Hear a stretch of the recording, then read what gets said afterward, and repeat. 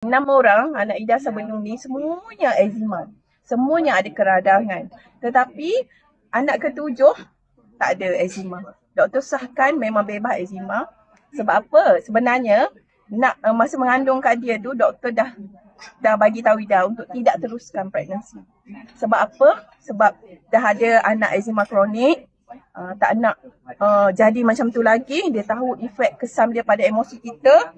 Kita dah kemurungan, kita dah anxiety menjaga anak tu.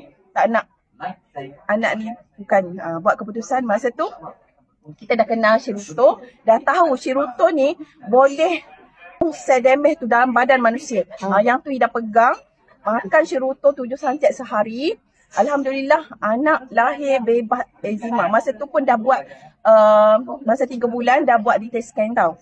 Doktor check apa semua, takut ada benda-benda yang okey. Sebab kita tak boleh, kita masa tu tengah sakit kan.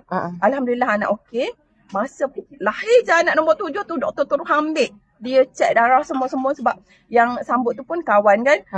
Lepas tu ya Allah, bebas eczema. Dia seorang je bebas eczema dan keradangan. Kulit dia sangat cantik. Lepas sekarang kan, boleh tengoklah dia punya. Ya Allah, tak tahu nak cakap. Maknanya kat situ betul lah kita yakin bahawa Shiruto tu adalah kajian dan research study yang memang untuk blok. Tak kira lah kita ni ada keturunan sel yang daripada orang kecil manis ke, darah tinggi ke, keradangan ke, eczema ke. InsyaAllah kat situ bila kita makan dah boleh blok dah kita daripada keturunan sakit.